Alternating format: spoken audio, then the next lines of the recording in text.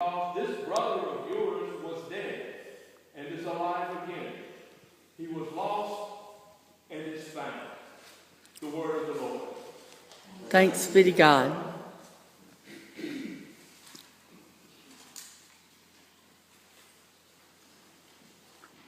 Many years ago, Linda and I were sitting around in the living room, and our oldest son, who at the time could not have been more than five years old, he comes walking into the living room and he's got his backpack on one shoulder.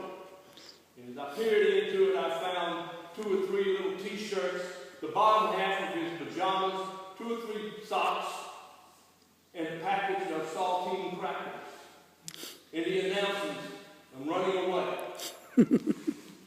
Now, Linda knows how to handle those kind of things, and I sat there kind of dumbfounded, not knowing what to say. So she turns to Mike, that's our oldest son, and she says, "Have you got a license?" He says, "A license for what?" She says, "You got to have a license to run away." Well, he looked down at the floor for a minute or two, and he looked back up and said, "Where do you get this license?" She said, "You get it downtown, but you got to have a license to run away." This has become somewhat problematic for him, and he thought for a minute or two and scratched his head and finally picks up his little backpack, puts it on his one arm, walks back to his room, turns and announces, "I'm still running away, but it's going to be in my room. Don't bother me." And we didn't until supper time, and he came out and said he was home. You're probably all familiar with this particular prodigal son story of this parable. It ranks right up there with the Good Samaritan. As people know it, they've seen it and heard it, and many people have preached on it and what it means. Actually, it's really a very simple story if you stop and think about it. There's not but 3 characters in this story. There's a father who loves 2 sons very much, a younger son and an older son. And the story starts out for us that the youngest decides he wants to leave home. Jesus doesn't tell us why in this parable. He just said that he was ready to go. He was ready to leave. So he goes to his father and he demands his inheritance. Now, in first century Palestine, a good Jew didn't go demand inheritance from his father. He would get it when his father died. But you didn't go ask for it. It was somewhat embarrassing. But he does. He tells his father, "Give me my inheritance." The father loves him, and he gives it to him. And he leaves several days later. But in time, Jesus tells us, the son squanders his inheritance. And he finds himself in somewhat of a predicament here. What the situation is like this. He has no money. He has no job. There's a famine in that particular country, wherever that is. And again, Jesus doesn't tell us where he's gone, but it's a far-off country. And he's a long way from home. That's a bad situation. And he becomes desperate. And you know the old saying that desperate situations sometimes leads to desperate measures. And it's a matter of life and death for him now, really. And Jesus points this out to us. He says, so he went and hired himself out to a citizen of that country, who sent him to his fields to feed pigs. He longed to fill his stomach with the pods that the pigs were eating. No one gave him anything. Now this is a Hebrew boy. And one thing they don't do is get near pigs. Moses says so. It's in his laws. They're unclean. They're not kosher. But this is a desperate situation.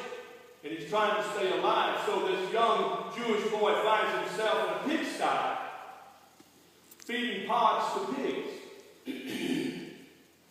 And this is about as low as he can get. He's in a bad situation. And we might just simply say the son is lost. And he is. He's far from where he had been. Things have changed a lot in his life. But you're familiar with lost people. We see them all the time. If you come to Jackson sometime, and most of you do, you You pull up to one of the stoplights there, especially along Ridgewood Road, and there's going to be somebody who's going to stand up and hold up a sign that says, I work for food. And those kind of people, that's the kind of situation this boy is in. They're lost. In this particular case, this boy is lost. But let me tell you something before we go too far into this message, something you need to know. We don't have to hit rock bottom and be desperate like this particular boy is to be lost. And quite honestly, every one of us in this room at some point in our lives have been lost. I don't know how many times in my 66 years that I have stood in front of a mirror at some point and realized that I'm not where I'm supposed to be. That somehow or another I've gotten off the beaten trail. And things aren't like I want them to be. And I had to stop and look at myself and say, you know, you're lost. You need to get yourself back where you need to be and start being what you ought to be. And Jesus goes on to tell us something here that I think is really important to this parable. He makes a statement here. This boy's sitting here now in this pigsty. But then he does something. Jesus records it this way in his parable. When he came to his senses, he said, how many of my father's hired servants have food to spare? And here I am starving to death. You see, he becomes aware of whom he was as opposed to what he's become. He's far from home in a situation he had never dreamed of. He's lost. But he comes to his senses. And he realizes that. And Jesus goes on to tell us that he arises and decides that he's going to go home. But this hasn't worked out. So he goes to his father, the one he's probably hurt the most. And I can see him going home and rehearsing over and over and over the words that he's going to say to his father. And Jesus says that he thinks about them, and here's what he's decided to say. Father, I have sinned against heaven and against you. I am no longer worthy to be called your son. Make me like one of your hired servants. You see, he realizes he's made a mistake, but even in this, he's still trying to barter a little bit. Here's what you can do. You can just make me one of your servants. But the problem is he doesn't expect to be put back in good graces with his father. He's not looking for that to happen. And in most cases, we would say it shouldn't happen. But let me tell you something. Here's the crux of this message for you today. He doesn't know the extent of his father's love. That's the problem here. He doesn't know the extent of his father's love. There was a man who was asleep in his bed one night, and in the middle of the night the phone rings, and he groggily gets up and he answers the phone. And on the other end is a female voice that says, Daddy, I'm pregnant. And in his groggy sleepiness, he forgives his daughter very quickly at that point and tells her that it's going to be all right, just come home and we'll work things out.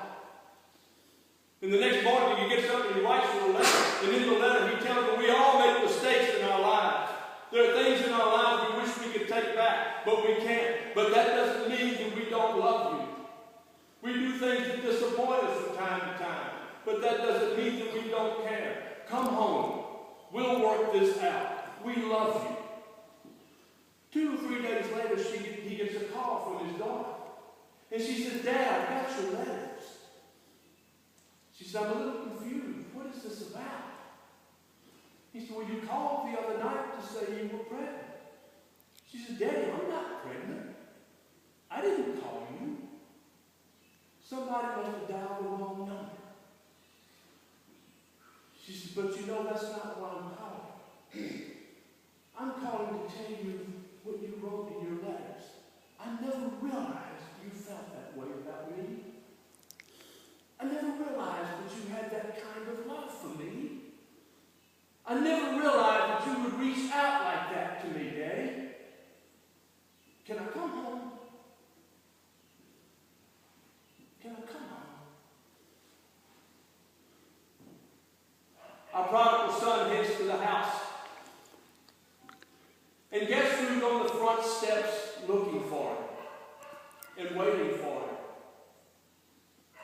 It's his father.